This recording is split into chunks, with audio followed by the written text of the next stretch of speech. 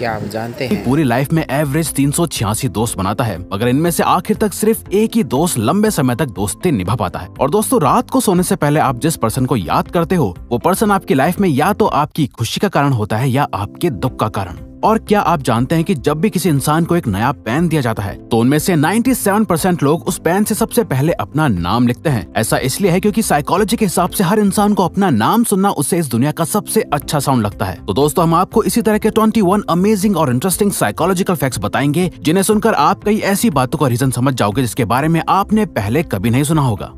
Number 21, अगर आप चाहते हो कि कोई आपके सामने झूठ ना बोले तो आपको बस इतना करना है कि जब भी आप उस पर्सन से बात कर रहे हो तो उनकी आंखों में देखने के बजाय आपको उनके माथे के बीचों बीच देखना चाहिए। इससे वो अपना थोड़ा बहुत कॉन्फिडेंस खोने लगेंगे और उन्हें लगेगा कि वो अगर झूठ बोलेंगे तो वो पकड़े जाएंगे, और ऐसे में वो झूठ बोलने से रुक जाते हैं, इसलिए इसके चांसेस कम हो जाएंगे कि वो आपके सामने झूठ भी बोल पाए। नंबर 21, आपने कभी इस बात पर ध्यान दिया है कि जब कोई आपको इग्नोर करता है तब आप उस इंसान पर और ज्यादा ध्यान देने लग जाते हो। आपका सारा अटेंशन उसी पर रहता है। ऐसा क्यों होता है कि हम उसी चीज को चाहते हैं जिसे पा नहीं सकते? इसका एक साइकोलॉजिकल रीजन ये है कि हमारा ब्रेन अनफ्रेंडलीनेस को एक चैलेंज या गोल की तरह देखता है। आप उन लोगों के लिए इतने ऑब्सेस्ड रहते हो क्योंकि आपका ब्रेन उस इग्नोरेंस को एक चैलेंज की तरह देखता है जिसे आप अकम्प्लिश करना चाहते हो, जैसे किसी मैथ प्रॉब्लम की तरह। नंबर 19, आजकल psychological disorders like stress, anxiety, depression etcetera बहुत ज्यादा कॉमन होते जा रहे हैं। अर्ली 20s में की गई एक रिसर्च के अकॉर्डिंग स्टूडेंट्स का एंजाइटी लेवल इतना ज्यादा होता है जितना कि एक 90s-50s के साइकियाट्रिक पेशेंट का। और अगर आज के टाइम पे ये स्टडी अब दोबारा की जाए तो एक एवरेज स्टूडेंट का एंजाइटी लेवल किसी साइकियाट्रिक पेशेंट से भी ज्यादा होगा। नंबर 18, 20 लाख पार्टिसिपेंट्स पर करी गई एक स्टडी ने किसी भी तरह की एक अच्छी रिलेशनशिप होने के काफी अमेजिंग बेनिफिट्स बताए। एक हेल्दी रिलेशनशिप आपको गुड हार्ट हेल्थ देती है जिसकी वजह से आपकी लाइफ एक्सपेक्टेंसी इंक्रीज हो सकती है। वहीं दूसरी तरफ एक टॉक्सिक रिलेशनशिप आपकी हेल्थ पर नेगेटिव इफेक्ट्स डाल सकती है। नंबर 17, वर्ल्ड में 19 डिफरेंट टाइप्स की स्माइल होती हैं, polite, dominance, wistful, flirty etcetera, और इन्हीं में से एक होती है डुशेन स्माइल, जिसे सबसे बेस्ट और हाई स्टैंडर्ड वाली स्माइल माना जाता है। इसी स्माइल को एक जेन्युइन ऑथेंटिक स्माइल भी कहते हैं। एक ऑथेंटिक डुशेन स्माइल आपको ट्रस्टवर्दी, फ्रेंडली और ऑथेंटिक दिखने में मदद करती है। नंबर 16, आपने नोटिस किया होगा कि कुछ लोग बात करते समय बार बार अपने फेस को टच करते रहते हैं, स्पेशली अपनी नोज को, और हम सोचते हैं कि शायद ये उनकी आदत हो सकती है, लेकिन साइकोलॉजिस्ट के हिसाब से ये एक नर्वसनेस की निशानी हो सकती है। वो इंसान कन्वर्सेशन में कंटिन्यूअसली अनकॉन्शियसली अपनी नोज को टच करते हुए ये सोचता रहता है कि आप उसके बारे में क्या सोच रहे हैं। नंबर 15, आपने नोटिस किया होगा कि जब कोई आपके सामने यौन करता है यानी उबासी लेता है तो उसको देखकर आप भी यौन करने लग जाते हो। ऐसा हमेशा तो नहीं, लेकिन अधिकतर अनकॉन्शियसली हो जाता है। लेकिन साइकोलॉजिस्ट के अकॉर्डिंग ऐसा होता है एक फिनोमेनन की वजह से जिसे कहते हैं सोशल मिररिंग, जिसका डायरेक्ट लिंक होता है ब्रेन में मौजूद मिरर न्यूरॉन से। इसी वजह से किसी और को यौन करते देख हमें ना चाहते हुए भी खुद ब खुद यौनिंग होने लगती है। नंबर 14,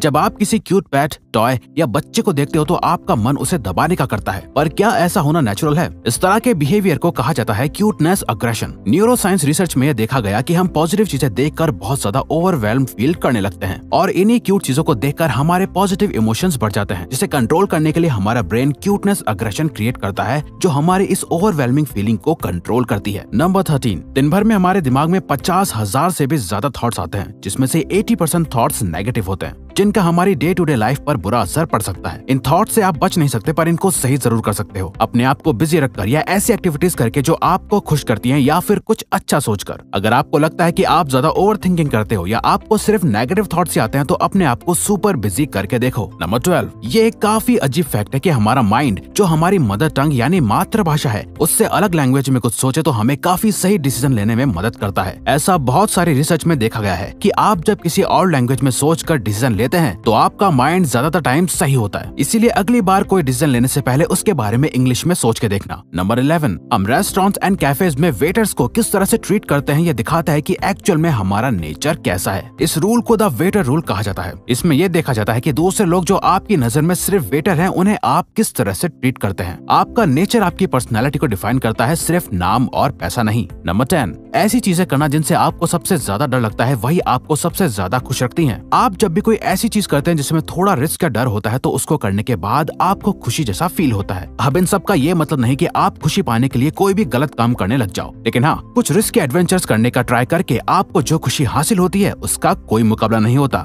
नंबर 9, जब किसी इंसान का कोई करीबी गुजर जाता है तो वो बहुत दुखी हो जाता है, जिसके लिए लोग उसे अक्सर यही बात समझाते नजर आएंगे कि टाइम हील्स एवरीथिंग, या वक्त के साथ सब ठीक हो जाएगा। लेकिन साइकोलॉजी के हिसाब से टाइम सब कुछ सही नहीं करता, बल्कि वो इंसान खुद उस दुख या उस लॉस के साथ जीना सीख जाता है। उसे उस दुख की आदत हो जाती है और वक्त गुजरता रहता है, जिससे ऐसा लगता है कि सब कुछ ठीक हो गया है। नंबर 8, एक इंसान बिना सोए सिर्फ 11 दिन तक ही जिंदा रह सकता है। ह्यूमन बींग्स अपनी लाइफ का 33% टाइम सोते हुए गुजार देते हैं। कुछ लोग ऐसा सोचेंगे कि ये तो बिल्कुल वेस्ट ऑफ टाइम है, क्योंकि हम सोते हुए कुछ भी हासिल नहीं कर रहे। लेकिन आपको ऐसा नहीं सोचना चाहिए, क्योंकि इसी 33% टाइम की वजह से जो हम सोकर गुजारते हैं, हमारा बाकी का 67% टाइम प्रोडक्टिव हो पाता है और आप वो सभी एक्टिविटीज कर पाते हैं जो आप अपनी डे टू डे लाइफ में करते हो। नंबर 7, साइकोलॉजी के हिसाब से जो लोग दिन भर बिजी रहकर अपना काम करते हैं और रात को कोई पार्टी या किसी भी तरह से एंजॉय करते हैं, तो उनको ज्यादा दुख नहीं होता कि उन्होंने टाइम वेस्ट किया है, बल्कि अगले दिन वो और भी मोटिवेटेड नजर आते हैं। दूसरी तरफ वो इंसान जो दिन भर अपना टाइम वेस्ट करता है, उसे दिन के एंड में बहुत गिल्टी फील होता है कि उसने पूरा दिन कुछ भी प्रोडक्टिव नहीं किया और फिर वो रिग्रेट करता है। नंबर 6, अकॉर्डिंग टू साइकोलॉजी, आप जितना सीरियस होकर अपना काम करोगे वो काम उतना जल्दी पूरा हो जाएगा, और अगर किसी काम को बिना डेडलाइन के ऐसे ही शुरू कर दोगे तो वो काम उतना ज्यादा ही टाइम भी लेगा। यानी काम कितना टाइम लेगा ये टोटली आप पर डिपेंड करता है। फॉर एग्जाम्पल, आपके साथ ऐसा जरूर हुआ होगा कि कोई काम जो असल में 1 घंटे का है, उसी सेम काम को अर्जेंटली करने में आपको सिर्फ 30 मिनट्स का टाइम लगा होगा, और वहीं किसी 1 घंटे के काम को जिसे हाथों हाथ करना जरूरी नहीं होगा, आपने आराम से 2 दिन में पूरा किया होगा। नंबर 5,